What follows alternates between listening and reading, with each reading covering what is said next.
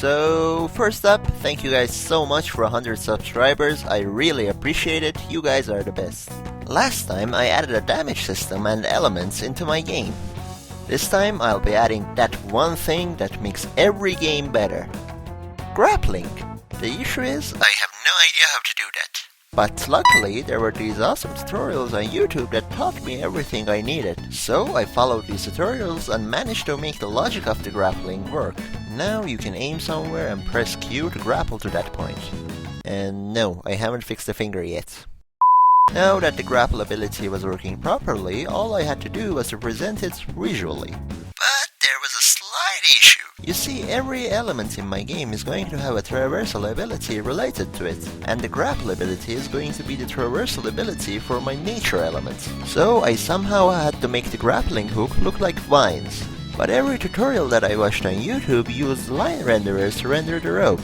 Although it's completely functional and works perfectly, but it kind of limited the amount of control I have over how the rope looks. So I decided to use a mesh and stretch it around instead of a line renderer, and let me tell you, it was no easy task. But after struggling for a while, having a few existential crises, and 5 cups of coffee later, I managed to make it work, and this is how it turned out.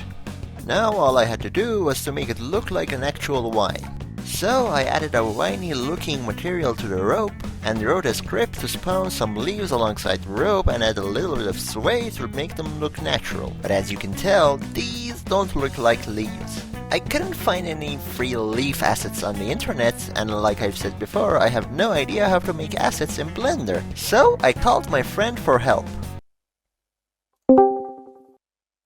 Hey! No. What? No. Okay.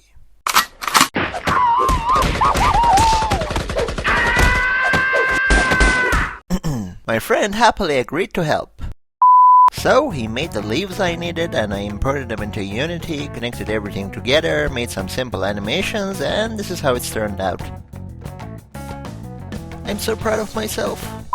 After finishing the grapple, I followed this awesome tutorial to also add swinging into the game. And now that I had figured out how to make a vine, it was way easier. Now you can press E to use your vines and swing around, or press Q to use the grapple ability. And with that, our vines are finished. And after doing all that, I figured out that I didn't even have to use a mesh, and I could have just used a line renderer and made it a lot easier for myself. Well, at least I learned some new stuff. After finishing the vines, I started working on the ice ability of the player. I had this cool idea to make ice shards spin around the player's hand and he would be able to shoot them at will. But to do that, I needed some ice shard assets, so I called my friend again. I have done everything you want. Can I see my family now? Nope. After getting the ice shards from my friend, I used Blender to make some simple animations for my frost arms. Then I imported the ice shards into Unity, made some simple animations and made them spin around the player's hand, and this is how it turned out. Now all I had to do was to make the shards shoot forward when we click. My initial idea was to make it like a minigun where holding down the left mouse button would continuously shoot ice shards at your enemies, and the ice shards around your hand would start spinning faster when you were shooting and would give it a nice effect. And as you absorbed more ice mana, it would increase the fire rate and damage of the shards. But today I was messing around with that ability and found out that making the ice shards semi-auto and shooting one shot at a time makes it feel way too good. So I made 2 YouTube shorts and asked you guys which one to keep, and you gave some really cool ideas. So I tried my best to combine all of them together, and this is how it's turned out. Now you can shoot the ice shards however you want. You can shoot them one by one by clicking. You can also shoot all of them in a burst by holding down the left mouse button.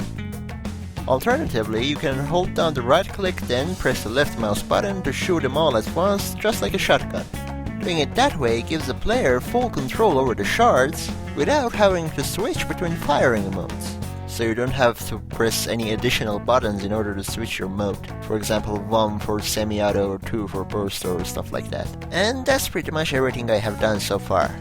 Next time I might finally add some proper enemies into my game and let my beans retire, or who knows, I might work on the earth element.